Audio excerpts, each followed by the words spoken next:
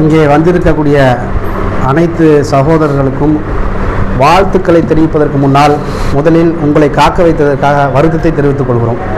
ஏன்னா ஒவ்வொருத்தரும் ஒவ்வொரு பகுதியிலேருந்து வர்றதுனால கொஞ்சம் லேட் ஆயிடுச்சு. இருந்தாலும் நல்ல விஷயத்தை கேட்குறதுக்கு நம்ம தாமதப்படுத்துறது தவறே இல்லை. இப்போ ஏர்போர்ட்டுக்கு போகணும்னு சொன்னால் 1 மணி நேரத்துக்கு முன்னாடியே போய் உட்காந்துடும் ஏர்போர்ட்டுக்கு போகிறதுக்கு இல்லையா. நம்ம ஒரு ஊருக்கு வெளியூருக்கு போகணும்னா அந்த காசு சம்பாதிக்கிறதுக்காக 1 மணி நேரம் 2 மணி நேரத்துக்கு முன்னாடியே போய் நம்ம ஏர்போர்ட்டில் உட்காந்துடும். அதுக்கப்புறம் தான் ஃப்ளைட் எடுக்கிறான். அப்போ அதுக்காக நம்ம முன்னாடியே வந்து உட்காரதுனால நம்ம நல்ல விஷயங்களை தெரிஞ்சுக்கிற போகிறோம், சட்டம் சார்ந்த விஷயங்கள் நம்ம புரிஞ்சுக்கிற போகிறோம், நம்முடைய வாழ்க்கையை நடைமுறைப்படுத்த போகிறோம், மற்றவங்களுக்கு எடுத்து சொல்ல போகிறோம், மற்றவங்களுடைய பிரச்சனையை நம்ம கூட நிற்க போகிறோம் அப்படிங்கிற அந்த ஒரு சந்தோஷத்தோடு நம்ம இந்த விஷயத்தை நம்ம ஆரம்பிப்போம். இந்த தமிழ் சட்ட உரிமை கழகத்தினுடைய ஏக்கம் நோக்கம் அதனுடைய விஷயங்களை எல்லாத்தையுமே சாரும் உங்களுக்கு சொல்லியிருப்பாங்க. கூடுதலாக நானும் உங்களுக்கு இதை சொல்கிறதுக்காக தான் நம்ம இந்த விஷயத்தை பண்ணுறோம். தமிழ் சட்ட உரிமைகள் கழகம் அப்படிங்கிறது வந்து மக்களுடைய உரிமைகளை பாதுகாப்பதற்காக. ஏன்னா நீங்கள் பல இயக்கத்தில் பயணித்திருப்பீங்க, பல இயக்கத்தில் வந்திருப்பீங்க. இந்த இயக்கத்தில் பயணிப்போமா கூடாதா, இல்லை இந்த சும்மா கருத்தை கேட்கறது மாத்திரம் வந்திருப்பீங்க. என்னதான் இவங்க சொல்ல வர்றாங்க, ஏன்னா நீதிக்கு ஒரு கட்சி உண்டு, சாதிக்கு ஒரு சங்கம் உண்டு. சங்கத்துக்கும் கட்சிக்கும் பஞ்சமே கிடையாது, இயக்கத்துக்கு அமைப்புக்கு கழகத்துக்கு பஞ்சமே கிடையாது. எல்லாம் இந்த தமிழ்நாடு மட்டும் இல்லை, இந்தியா பூராமே அதிகமாக தமிழ்நாட்டில் இருக்கிற அமைப்புகள். அப்படி இருக்கக்கூடிய சூழலில் இந்த அமைப்பில் நம்மளே பயணிக்கணும், இதனுடைய வேலைகள் என்ன அப்படிங்கிறத நம்ம இந்த தெரிஞ்சுக்க போகிறோம். இந்த தமிழ் சட்ட உரிமைகள் கழகம் அப்படிங்கிறது வந்து பல பணிகள் எல்லாருமே பண்ணுறாங்க. அன்னதானம் பண்ணுறது எல்லாருமே பண்ணுவாங்க, ரத்த தானம் பண்ணுறது எல்லாருமே பண்ணுவாங்க, கண் தானம் பண்ணுறது எல்லாருமே பண்ணுவாங்க. இப்படி சில தானங்கள்லாம் பண்ணுறாங்க. ஆம்புலன்ஸ் சேவை நடத்துகிறாங்க, மக்களுடைய ஒரு பிரச்சனைக்கு போய் போராட்டம் பண்ணுறாங்க, ஆர்ப்பாட்டம் பண்ணுறாங்க. இப்படியான விஷயங்களை பண்ணுவதற்கு அமைப்புகள் இருக்கிறது. ஆனால் நம்ம அமைப்புடைய நோக்கம் என்ன அப்படின்னா, law is the powerful weapons. ஆயுதங்கிறது வந்து கத்தியை தீட்டாத புத்தியை தீட்டுன்னு சொல்லி நமக்கு முன்னாடி உள்ள முன்னோர்கள்லாம் ஏன் சொன்னாங்க? முக்கியமாக அம்பேத்கர் அவர்கள், நம்முடைய இந்த இந்திய அரசியல் சாசன சட்டத்தை வகுத்து தந்த அம்பேத்கர் அவர்கள் நம்முடைய நாட்டிற்காக, நம்ம நாட்டை வந்து பாதுகாக்கிறதுக்காக, அதை வளர்க்கறதுக்காக காந்தியடிகள் போன்றவர்கள் பாடுபட்டார்கள். சுபாஷ் சந்திர போஸ் அவர்கள் ராணுவத்தின் மூலமாக பாடுபட்டார்கள். திப்பு சுல்தான் அவர்கள் வந்து ஆங்கிலேயர்களை அடித்து துரத்துவதற்காக ராக்கெட்டை முதலிலே உலகத்திலே கண்டுபிடித்து இப்படி பல வகையான விஷயங்களை பாடுபட்டார்கள். அதே போன்று சுதந்திரம் அடைந்ததற்கு பிறகு இந்த நாட்டினுடைய மக்களுடைய உரிமைகளை பாதுகாப்பதற்காக அம்பேத்கர் போன்றவர்கள் அவருடைய பட்ட பாடு கொஞ்சமா நெஞ்சமா அந்த அளவிற்கு வலிமை, அதாவது வலிமையா உள்ளவனுக்கு சட்டம் தேவை கிடையாது, அவன் வந்து சாதிச்சிருவான். பணம் உள்ளாளுக்கு சட்டம் தேவையா? விலைக்கு வாங்கிடலாம். அரசியல்வாதிகள் இருக்கிறாங்க, அவங்கள்ட்ட என்ன இருக்கோ அந்த பொறுப்பை வச்சு பதவியை வச்சு விலைக்கு வாங்கிடலாம். நசுக்கப்படக்கூடியவனுக்கு தான் அம்பேத்கர் அந்த சட்டம் எதுக்கு வகுக்கப்பட்டுச்சு அப்படின்னா, நசுக்கப்படக்கூடிய ஒருத்தர் ஒரு ஸ்டேஷனுக்கு போறோம், சிஎஸ்ஆர் போட்டியா இல்லையா, எஃப்ஐஆர் போட்டியா இல்லையா, யாரு கேட்பா? ஐயான்னு நம்மளே கையை கட்டி வாசல்ல நிற்போம். 24 மணி நேரத்துக்கு நீ சிஎஸ்ஆர் போடணும், எஃப்ஐஆர் போடணும். சட்டம் தெரிஞ்சு பேசிக்கிட்டு போயிடுவான். சட்டம் தெரியாத வாசல்ல நிற்பான். இன்ஸ்பெக்டர் அழுத்தாரு, என்ன வாசல் நிற்க போயாவில் சவுண்டு வேகமா இருக்கும். அரசியல் தான் ஒரு ஒயிட் ஷர்ட் அது மாதிரி போட்டு வந்து உட்காந்து இந்த கட்சியை கரையை தான் ஃபர்ஸ்ட் பார்ப்பாங்க. ஒரு ஸ்டேஷன் உள்ள போயிட்டாங்கன்னா அவர் வேட்டிய நம்மளால தான் வேட்டியை உருட்டி விட்டுருவாங்க. அதுவே ஒரு அரசியல்வாதி அவர் என்ன டிஎம்கே ஏடிஎம்கேன்னு அவர் பேச்சை வச்சோ பேச வச்சோ கண்டுபிடிக்க முடியாது, அந்த வேட்டியுடைய கரையை வச்சு கண்டுபிடிப்பாங்க. அப்போ ஸ்டேஷன்ல சார் வாங்க சார் உட்காருங்க சார், இவர் என்ன பொறுப்பு? மாவட்ட செயலாளர். மொத்தம் 4 பேர் தான் இருப்பாங்க. சில கட்சிகள்ல வாட்ஸ்அப் பேஸ்புக்ல கட்சி நடத்துற ஆளுலாம் இருக்கு தெரியுமா? மொத்தமே 4 பேர் தான் இருப்பாங்க. அவங்களுக்கு ஏன்னா அந்த கட்சியை சார்ந்தவங்க இந்த மாதிரி பொறுப்புல இருக்கிறாங்க, அதனால அவங்களுக்கு ஒரு மதிப்பு.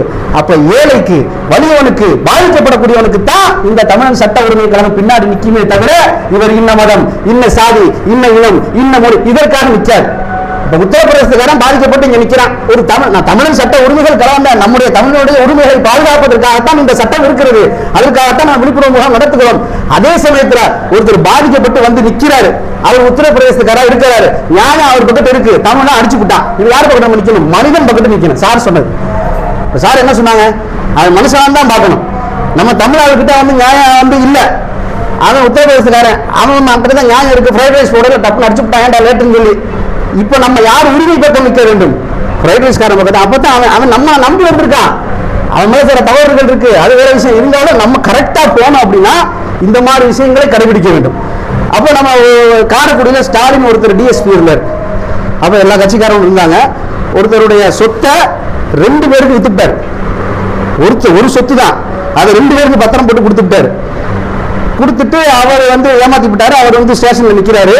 ஆனா இன்ஸ்பெக்டர் வந்து அந்த கேஸை விசாரிச்சு சிஎஸ்ஆர் போட்டாரு. ஆனால் இன்வெஸ்டிகேஷன் பண்ணலை. அவர் நம்ம அமைப்பை நாடி வந்தார். இந்த மாதிரி ஒரு பிரச்சனையா இருக்கு அப்படின்னு சொல்லும்போது நம்ம தமிழ் சட்ட உரிமைகள் சார்பாக தமிழ் லீகல் ஆர்கனைசேஷன் சொல்லிட்டு கார்டு அடிச்சு கொடுத்துருவாங்க. அப்போ நான் மாநில ஒருங்கிணைப்பாளர் இருக்கிறேன், நான் போனால் கட்சிக்காரங்களும் நிற்கிறாங்க. எல்லாருமே வெளியில் நிற்கும் போது கார்டை அங்கே உள்ள அந்த கான்ஸ்டபிள்கிட்ட கார்டை கொடுத்துட்டோம்.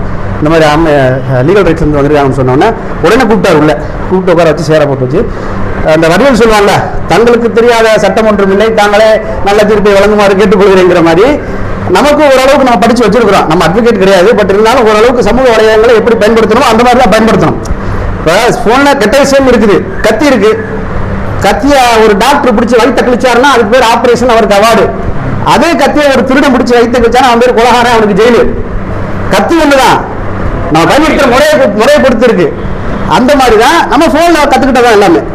எதுக்கு எங்கேயும் போய் பல்கலைக்கழகத்தில் படிக்கணும் யாரும் சொல்லிக் கொடுக்குறோம், அப்படித்தான் நம்ம எல்லாரும் கற்றுக்கிறோம். அதை முறையை பயன்படுத்தோம்னா உண்மையிலே நம்ம சக்ஸஸ் பண்ணலாம்.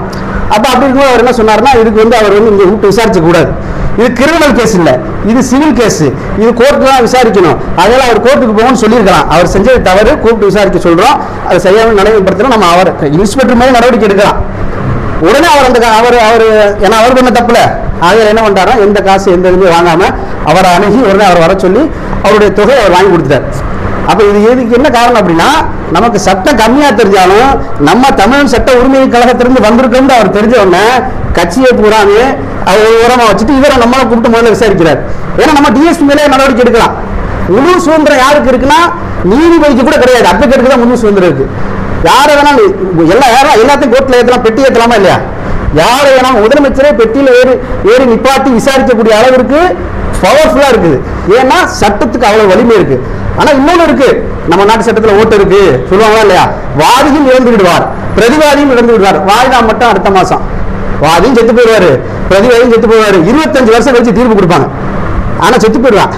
செத்து போன பிறகு தான் தீர்ப்பு. ஒரு பொண்ணு வந்து எனக்கு வந்து விவாகரத்து வந்து தீர்ப்பு கொடுத்தா 60 வயசு ஆயிரம், கிளவி ஆயிரும். அதுக்கு பிறகு அம்மா உனக்கு விவாகரத்து வளர்க்குறேன், 60 வயசுக்கு பிறகு விவாகரத்து என்ன பிரயோஜனம்? ஆனா சட்டம் தெரிஞ்சுன்னா முறையான முறையில் நம்ம அணுகணும்னா சீக்கிரம் தீர்ப்பு வாங்கக்கூடிய அளவிற்கு நம்மகிட்ட கெப்பாசிட்டி இருக்கணும், நம்மகிட்ட சட்டம் தெரியணும், நம்மகிட்ட சட்ட வல்லுநரை உருவாக்கணும். அப்படி ஊருக்கு நம்ம உருவாக்கிட்டோம் அப்படின்னாக்க உடனே தீர்ப்பு வந்துருமா இல்லையா? உடனே போராட்டம் ஆர்ப்பாட்டம்னா பெருசா போக மாட்டாப்லப்பா. உடனே டிஎஸ்பி மேலே கேஸ் போடுவாங்க. 38 மாவட்டத்திலும் கேஸ் போட்டு கலெக்டர் அலையிட முடியாதா? முடியுமா? முடியும். வக்கீலுக்கு அந்த பவர் இருக்கு. நீதிபதி வந்து தீர்ப்பு தான் அளிக்க முடியும், நீதி வழங்க முடியுமா? எல்லா நீதிபதி பேர் நீதிபதி, ஆனா வர்றது தீர்ப்பு அளித்தாருன்னு வரும். சரியான சம நீதி கிடைக்குமா எல்லா நேரங்களையும்? எல்லாருக்கும் வழங்கப்பட்டிருக்குதா? வலியவனுக்கு ஒரு நீதி, எளியவனுக்கு ஒரு நீதி. அப்ப அந்த மாதிரியான நீதிகளை சரியான முறையில் நம்ம வந்து எடுத்து கொடுக்கணும். அப்படின்னா இந்த மாதிரியான ஒரு அமைப்புகள் இன்றைக்கு முக்கியமாக தமிழகத்தில் தேவைப்படுகிறது. ஏன்னா நம்ம நசுக்கப்படுகிறோம். ஒரு விவசாயி, ஒரு வீடியோ நீங்க வைரலா பார்த்துருக்கீங்க, தவறா பத்திரம் போட்டு கொடுத்துருவாரு, விவசாயிகள் போடாம நிற்பாங்க. நிற்கும் போது அவர் அந்த இன்ஸ்பெக்டர் வந்து கிளம்ப போங்க இருந்தாரு, நில்லுங்க, நீ சட்டம் தெரியாது நினைக்கிறீங்களா, சட்டையை கட்டி கொடுங்க. அவர் சொல்லுவார், விவசாயி சாதாரணமா ஒரு வேஷ்டி சட்டை போட்டு நிற்கிற மாதிரி இருக்கும். அவர் பேசுற பேச்சை பார்த்தா இன்ஸ்பெக்டர் டிஎஸ்பி எல்லாம் அப்படி விலகி ஏறுறாங்க. காரணம், அவர் சட்டம் தெரிஞ்சு வச்சிருக்காரு. டிரான்ஸ்பர் பண்ண நினைக்காத, நிரந்தரமா பணியை விட்டு ஒன்று நீக்கக்கூடிய அளவுக்கு என்னால முடியும். கால் எடுக்க ஏறி இறங்கினா என்ன ஆகும்? கோர்ட்டா கேஸை போட்டு விட்டா. அப்ப அந்த மாதிரி அதிகாரிலாம் பயப்படணும். அப்படின்னா இவன் எளியவனா இருந்தாலும் இவனுக்கு பின்னாடி ஒரு அமைப்பு, சட்ட உரிமை கழகங்கிற அமைப்பு இருக்குது.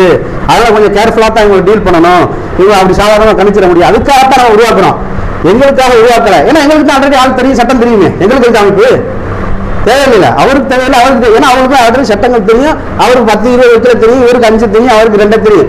உங்க பிரச்சனைனா ஓடியாந்து வரும். உங்க சொத்துக்கு பிரச்சனை வருகிறது, உங்களுடைய உரிமைக்கு பிரச்சனை வருகிறது, உங்களுடைய வீட்டுக்கு பிரச்சனை வருது. அப்படி இருக்கும்போது சட்டம் தெரிஞ்சாதான் நம்ம அந்த இடத்துல பேச முடியும். அப்ப அந்த மாதிரியான சட்ட வல்லுநர்களை இதுக்கு நம்ம வந்து பல்கலைக்கழகத்தில் படிக்கணும். புத்தகத்தை நம்ம இருக்கிற நம்ம போடக்கூடிய சட்டங்களை நம்ம தமிழ் சட்ட உரிமை கழகம் சார்பாக கிட்டத்தட்ட 3 குரூப் இருக்குது. ஒவ்வொரு குரூப்புகளில் 1000, 700, 800 இப்படி 3 குரூப்புகள் இருக்குது. அந்த குரூப்புகளில் நம்ம சட்ட உரிமை சார்ந்த விளக்கங்கள்லாம் கொடுத்துக்கிட்டே இருக்கிறோம். இது மாதிரி எல்லா ஊர்களையும் நம்ம நடத்திக்கிட்டு இருக்கிறோம். அப்ப அந்த மாதிரியான இடங்கள்ல நீங்க நடத்துனீங்க அப்படின்னாக்க உங்க பகுதிகளில் 10-100 பேர் வரணும் தேவையில்லை, 4 பேர் இருந்தா போதும். 100 பேர் கொடுத்து விடு என்னுடைய உரிமையை கொடுத்து விடுன்னு போராடுறாரு. ஒரே ஒருத்தர் பச்சை பையனால கையெழுத்து போறாரு. கையெழுத்து பெருசா கத்துறது பெருசா? கத்து என்ன பிரயோஜனம்? கையெழுத்து போற இடத்துல நீங்க இருந்தா தானே. அப்போ எவ்வளோ காசு போனால் செலவழிச்சு வேவில் நின்று மழையில் நின்று பேனர் அடிச்சு ஃப்ளக்ஸ் அடிச்சு பஸ் எடுத்து ஒட்டி நீங்கள் கத்துன கத்துக்கு ஒரே இடத்துல அவர் எழுதிட்டு போயிட்டாரு. அப்போ அந்த இடத்துக்கு போகக்கூடிய ஆட்களை உருவாக்கணும். அதுக்காகத்தான் இந்த அமைப்பு வந்து நம்ம வந்து கொண்டு போறோமே தவிர வேறு எந்தவித காரணங்களும் இல்லை. அதனால லா இஸ் த பவர்ஃபுல் வெப்பன்ஸ். நீ ஆயுதத்தை எடுத்து யாரையும் நட்ட வேணாம்.